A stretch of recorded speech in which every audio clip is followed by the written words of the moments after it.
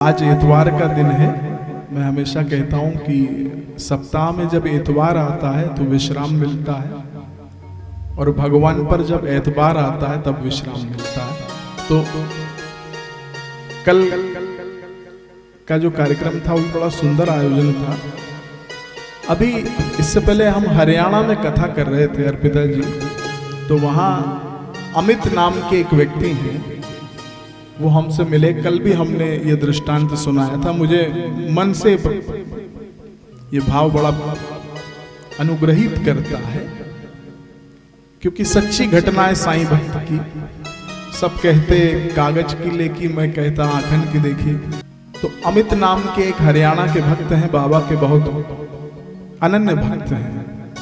तो उनका जब विवाह तय हुआ तो उन्होंने सबसे पहले शिरडी जाने के लिए टिकट करा ली। बोलो साईनाथ महाराज की तो उनकी जो धर्म पत्नी है उसकी बाबा में आस्था नहीं थी, मानती नहीं थी बाबा को। तो वो थोड़ा सा उसका मन खिन्न हो गया कि मन में सोचने लगी कि कोई मॉरिशस जाता है, कोई शिमला जाता है, ये पहला मूर्ख है जो शिरडी जा रहा है। बोलो साईनाथ महाराज की जय। विवाहोपरांत अब ये दोनों पति पत्नी जब शिरडी गए हैं तो इसका मन नहीं लग रहा था, और जब समाधि मंदिर में दर्शन करके निकल रहे थे तो इनका पर्स चोरी हो गया धर्म पत्नी का। अब वैसे भी मन बड़ा अशांत था, अब तो बिल्कुल ही मन नहीं लगने लगा। तो अपने पति से कहती है कि ये कौन से बाबा हैं तुम्हारे, सुना था कि देते हैं और हमारा तो इन्होंने ले लिया। बोलो साईनाथ महाराज की जय। पति ने कहा कि अभी तुम होटल में जाओ, हम बाबा से जरा बात करके आते हैं। तो समाधि मंदिर में बाबा से प्रार्थना करने लगा कि प्रभु अब मेरी लाज और तुम्हारी लाज ये दोनों तुम्हारे हाथ में है। ये सच्ची घटना मैं आपको बता रहा हूं, कोई कागज किताब की बात नहीं है। क्योंकि आप चरित्र पढ़ते होगे ठीक है, लेकिन ये जो घटनाएं घटित होती हैं बाबा के भक्तों के साथ, इनसे हृदय में भक्ति का जागरण होता है। हम ऐसे अखबार के सानिध्य में ये कार्यक्रम कर रहे हैं जो जागृत करता है आपको। जो घटनाएं घटित हो रही हैं वो अखबार वही करता है। तो हम भी आपको जागृत कर रहे हैं कि बाबा क्या क्या नहीं करते हैं,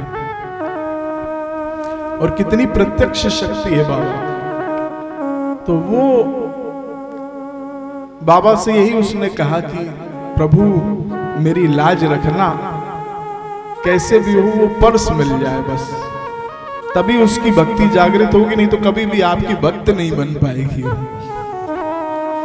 तो बाहर निकले और होटल से फिर अपनी पत्नी को इन्होंने लिया। कहने के चलो खाना वगैरह खा करके आते हैं, छोड़ो जो होगा देखा जाएगा।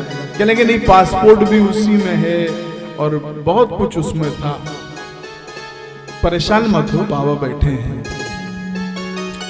ये जो बाबा की चावड़ी है वहां पर ये घूम रहे थे, तो इतने में एक छोटा सा बालक आया। सत्य बात आपको मैं बता रहा हूं, वो छोटा सा एक बालक आया और उसके हाथ में एक कुछ वस्तु थी। तो उसने वो महिला के हाथ में वो वस्तु थमाई और कहा कि ये उस सामने वाले जो दुकानदार हैं ना, उन्होंने ये दिया है। देखा तो साहब वही पर्स था। बोलो साईनाथ महाराज की जय। अब ये बड़ी आश्चर्यचकित हो गई, कहने लगी ये कैसे हो गया। तो कहने किसने दिया? अगर वो सामने है, वो दुकान है, उन्होंने कहा था कि उनका छूट गया, दे देंगे।